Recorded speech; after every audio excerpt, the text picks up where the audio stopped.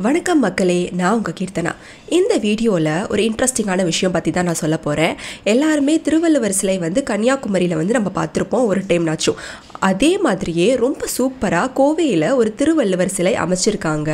அந்த திருவள்ளுவர் சிலை எப்படி வடிவமைச்சிருக்காங்க அப்படிங்கிறது தான் இந்த வீடியோவில் நம்ம பார்க்க போகிறோம். இன்ட்ரெஸ்டிங்காக இருக்கும், ஃபுல்லாக பாருங்கள். நம்ம யாரையாவது ஒரு ஆள் ஆணை வியந்து பார்ப்போம் இல்லையா, அந்த மாதிரி அது யாராக வேணாலும் இருக்கலாம். ஆக்டர்ஸாக இருக்கலாம், இல்லை லீடர்ஸாக இருக்கலாம். இப்படிப்பா இவர் இவ்வளோ டேலண்டடாக இருக்காருன்னு ஒருத்தங்களை வியந்து பார்ப்போம் இல்லையா, அதே மாதிரி விவரம் தெரிஞ்சு நான் வியந்து பார்த்த ஒரு ஆள் அப்படின்னா திருவள்ளுவர் அவர்கள் தான். எப்படி 1330 குறளுக்குள்ளேயே வாழ்க்கையோட மொத்த இதையும் அடக்குனாரு. அந்த திருக்குறள் எல்லாத்தையும் நம்ம படித்து அதுபடி பின்பற்றினாலே போதும், நம்ம நல்ல மனிதனாக வாழுவோம். அவ்வளோ இருக்குது அந்த திருக்குறளில், அவ்வளோ விஷயம் இருக்குது. இன்னொன்று பார்த்தீங்கன்னா, அந்த திருக்குறள் எல்லாமே ஒரே ஃபார்மேட்டில் தான் இருக்கும். மேலே 4 வார்த்தைகள் இருக்கும், கீழே 3 வார்த்தை இருக்கும். இது மாதிரி எல்லா திருக்குறளையுமே அந்த கருத்தை அந்த 7 வார்த்தைகளுக்குள்ளேயே அடக்கியிருப்பார். இது ரொம்ப பெரிய விஷயம் இல்லையா? இந்த திருவள்ளுவரை சிறப்பிக்கும் வகையாக கோவையில் ஒரு திருவள்ளுவர் சிலை அமைச்சிருக்காங்க. அதுவும் நார்மலாக இல்லைங்க.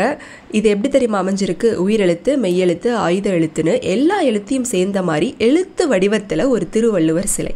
இது அறம், பொருள், இன்பம்லாம் கருப்பொருளாக கொண்டு அமைச்சிருக்காங்களாம். கிட்டத்தட்ட இதை வடிவமைக்கவே 6 மாதம் ஆச்சாம். கேட்கவே ரொம்ப இன்ட்ரெஸ்டிங்காக இருக்குல்ல. கடும் வெயில் மலையில் கூட இந்த வள்ளுவர் சிலை எந்த இடத்துலையும் ஃபேட் ஆகாது, நல்ல ஸ்டீலில் பார்த்து பண்ணது அப்படின்னு சொல்லியிருக்காங்க. அகர முதல எழுத்தெல்லாம் ஆதி பகவன் முதற்றே உலகு, இதுதான் திருக்குறள், முதல் திருக்குறள் நம்ம எல்லாத்துக்குமே தெரியும்.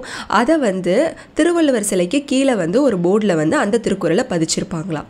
இன்னொன்று, இதில் ரகசிய வார்த்தை 4மே இருக்கான்.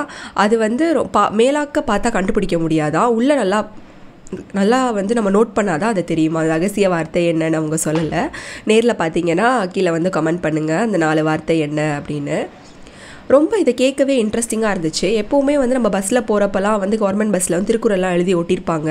அதெல்லாம் குழந்தைங்களை கூட நீங்கள் கூட்டிகிட்டு போகிறப்போ அதெல்லாம் படிக்க சொல்லுங்கள். திருக்குறள் கண்டிப்பாக ஒரு மனுஷனை மாற்றும். நம்ம அதை பின்பற்றினாலே போதும். குழந்தைங்களுக்கு இப்போலேருந்தே சொல்லிக் கொடுங்க. நம்ம திருக்குறளை நிறைய மொழிகளில் மொழிபெயர்த்து வெளிநாட்டில் இருக்கிறவங்களாம் அதை படித்து தெரிஞ்சுட்டு வியந்து போகிறாங்களாம். அப்போ நம்மளோடது அது. அப்போ நம்ம அதை இன்னும் எவ்வளோ கொண்டாடணும். இது எவ்வளோ பெரிய விஷயம் இல்லையா? நம்ம எல்லாருமே திருக்குறளை போற்றணும். இனிமே வர ஃப்யூச்சர் ஜென்ரேஷனுக்கும் அது ரொம்ப இம்பார்ட்டன்ட் அப்படின்னு நம்ம சொல்லிக் கொடுக்கணும்.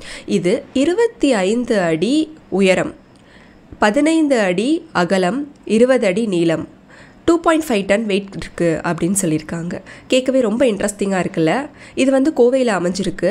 ஸ்மார்ட் சிட்டி திட்டத்துக்கு கீழே தான் இது கொண்டு வந்திருக்காங்க, பண்ணி முடிச்சிருக்காங்க அப்படின்னு சொல்லியிருக்காங்க. இது நல்ல குழந்தைங்களுக்கு ஒரு காமிக்க ரொம்ப ஒரு பிரம்மாண்டமான வள்ளுவர் சிலையாக இருக்கும்.